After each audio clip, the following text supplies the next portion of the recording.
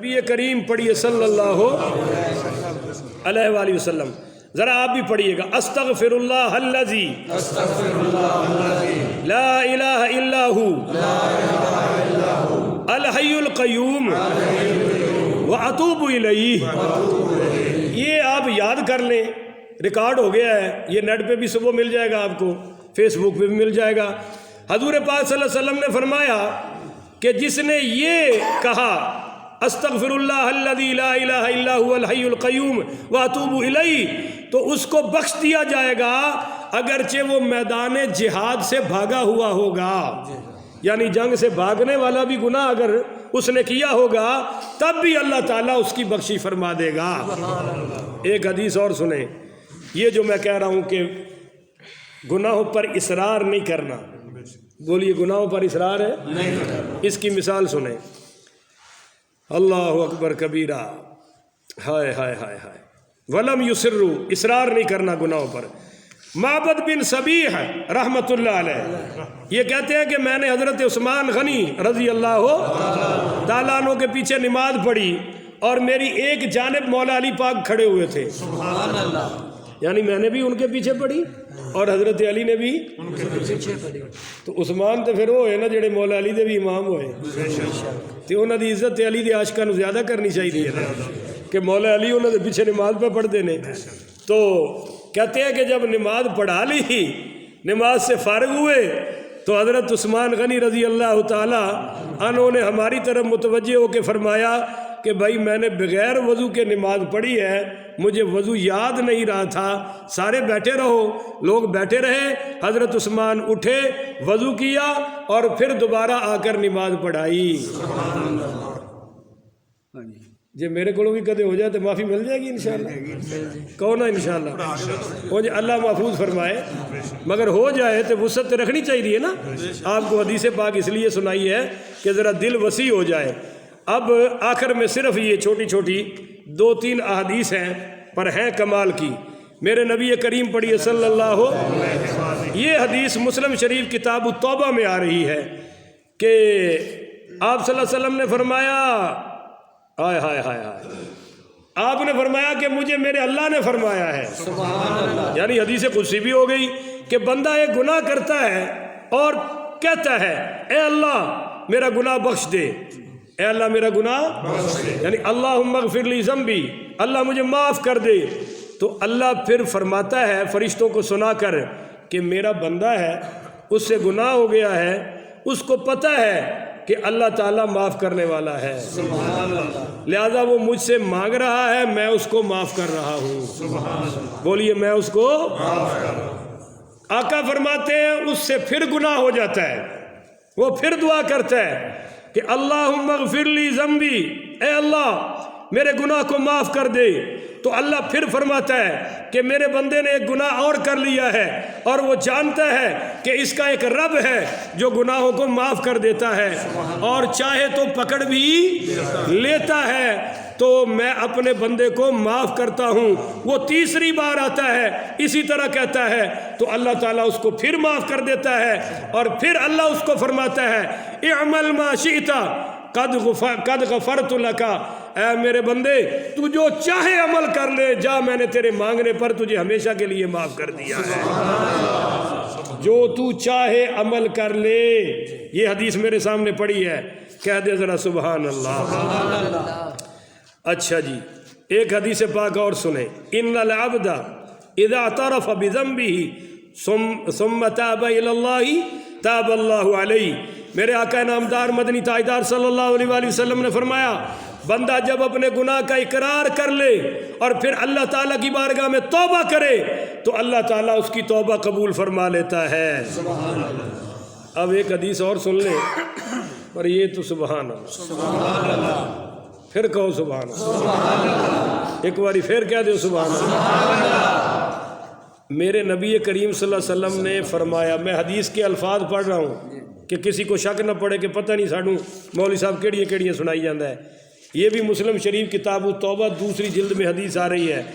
آپ نے فرمایا والذی نفسی بیدہ، اس ذات کی قسم جس کے قبضے میں میری جان ہے، لو لم تذنبوا اگر تم سارے گناہ کرنا چھوڑ دو، اگر تم سارے گناہ کرنا چھوڑ دو تو فرمایا لذهب اللہ بکم ونجاء بقوم یذنبون ویستغفرون فیغفر لہم، تو فرمایا اللہ تعالیٰ تم سب کو مٹا دے گا اور وہ قوم لائے گا جو گناہ بھی کرے اور رب سے معافی بھی مانگے اور رب ان کو معاف کرتا جائے۔ بولیے رب ان کو معاف کرتا جائے۔ تو پتہ چلا کہ اللہ تعالیٰ کو پسند ہے کہ بندے گناہوں کی معافی مانگیں۔ بولیے بندے اپنے گناہوں کی معافی مانگے۔ اب میں مثال دیتا ہوں، اس کا مطلب یہ نہیں ہے کہ بس پھر ہم گناہ ہی کرتے چلے جائیں، نماز پڑھن دی لوڑ ہی کوئی یہ مطلب نہیں ہے، بس اللہ اپنی رحمت بتا رہا ہے کہ میرے بندوں میں تو اس قدر تم پر مہربان ہوں۔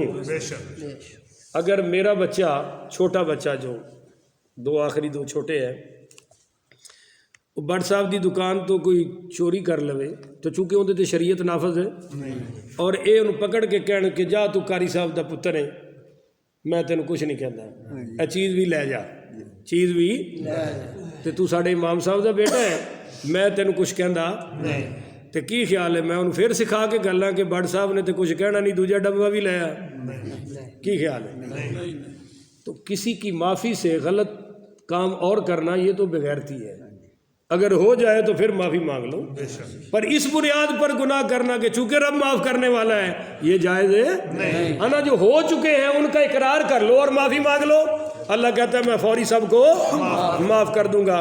لیجئے آخر پہ ایک حدیث پاک سن لیں اور پھر میں دوبارہ ان آیات کا ترجمہ کروں گا تاکہ مسئلہ اور ذرا واضح ہو جائے۔ اللہ تعالی ہم سب کو عمل کی توفیق عطا فرمائے۔ اس میں سے صرف آپ کو ایک حدیث پاک سنانی ہے۔ ہائے ہائے ہائے ہائے، نبی کریم پڑھیے صلی اللہ علیہ وآلہ وسلم نے فرمایا کہ ابلیس نے کہا اے میرے رب تیری عزت کی قسم، جب تک بنی آدم کے جسم میں روحیں ہیں میں انہیں لگاتار گمراہ کرتا رہوں گا اور گناہ کرواتا رہوں گا۔ تو اللہ تعالیٰ نے جواب میں فرمایا کہ مجھے میری عزت کی قسم، جب تک میرے بندے مجھ سے معافی مانگتے رہیں گے میں بھی معاف کرتا رہوں گا۔ لا چل خلان دیا جڑا کچھ ہوتا ہی پھر کرنا، کہو نا سبحان اللہ، لا جنہ کہ تیرے کو زور ہے ہی۔ نبی کریم پڑھیے صلی اللہ علیہ وآلہ وسلم، یہ جو میں نے ابھی پڑھا کہ مغفرۃ من ربہم وجنات تجری من تحتہا الانہار، جنت میں حضور پاک صلی اللہ علیہ وسلم نے فرمایا 4 قسم کے لوگ ہوں گے۔ بولیے جی کتنی قسم کے؟ نمبر 1 لا الہ الا اللہ، جنہوں نے پڑھا اور ایمان پر پکے رہے اور کلمے پہ شک نہ کیا، یہ پکے جنتی ہیں۔ تو سجے پاسے والے بھی آکھو سبحان اللہ، ہوں کھبے والے چپ کر گئے۔ نمبر 2 جب اچھا عمل کرے، جب اچھا عمل اور اس عمل پر خوش ہو اور اللہ کی تعریف کرے۔ یہ نہیں ہے کہ کسی نے چندہ دے کے تو پھر انہوں ساڑ کھڑیا کہ میرے کو ہی آنا تو ہر ویلے میرا ہی بوا لبیا ہے، کوئی شاید دے کے تو پھر جناب پورے پنڈ چوندا بیچارے دا جلوس کھڑیا، نہیں، فرمایا نیکی کر کے خوش ہو، نیکی کر کے خوش ہو۔ میں بچپن میں پڑھتا سی چشتیاں شریف ہے، قرآن پاک دا ادو طالب علم سی تے قرات میری بڑی سونی سی، تلاوت جدو کرتا سی تے بڑی آواز سی، اور بچپن چ بندے دی آواز ویسے بھی زیادہ اچھی ہوندی ہے کہ ادو انہوں کوئی غم گم نہیں ہوندا۔ تو ایک بلوچ صاحب بڑے زمیندار سن، وہ مینوں منگ کے مدرسوں لے گئے، کہن لگے یہ سید صاحب نے تے مینوں دے دیو، میں مسیح تے ہفتہ انہاں کولوں نمازاں پڑھانا چاہنا تے اے نال انہاں دی قرات سنا گا۔ تے روٹی بڑی کمال دی کھواندے سن، ڈیرے تے لجا کے اور دیسی گھیو دی تے بڑی فرمائشی روٹیاں پورا ہفتہ۔ تے میں کہندا سی یا اللہ یہ ہفتہ تے مکے ہی نہ کیونکہ وہ مدرسے تے منگ کے دال پینی پیندی سی، سارے محلے دیاں منگ کے شام نو کھاڑیاں پیندیاں سن، اور اوتھے میں بادشاہ بنیا سی۔ ایک جملہ انہاں دا کمال دا سی، ایک انہاں عجیب گل سی کہ وہ ਸੂਫੀ ਟਾਈਪ ਆਦਮੀ ਸਨ ਤੇ ਢੋਲ ਵੱਜਦਾ ਸੀ ਤੇ ਚਿਮਟਾ ਲੈ ਕੇ ਖੁਦ ਨੱਚਦੇ ਸਨ ਤੇ ਉਹ ਕਹਿੰਦੇ ਸਨ ਵੀ ਇਹ ਬਾਬੇ ਬੁੱਲੇ ਸ਼ਾਹ ਵਾਲਾ ਕੰਮ ਹੈ ਤੇ ਮੈਂ ਉਹਨਾਂ ਨੂੰ ਕਹਿੰਦਾ ਸੀ ਇਹ ਸਜਦਾ ਵੀ ਉਹਨਾਂ ਨੂੰ ਹੈ। ਉਸ ਤੋਂ ਬਾਅਦ ਕਿਸੇ ਨੂੰ ਕਰਨ ਦੀ ਇਜਾਜ਼ਤ ਹੈ ਪਰ ਉਹਨਾਂ ਦਾ ਬਈ ਆਪਣਾ ਕੋਈ ਇਸ਼ਕ ਸੀ।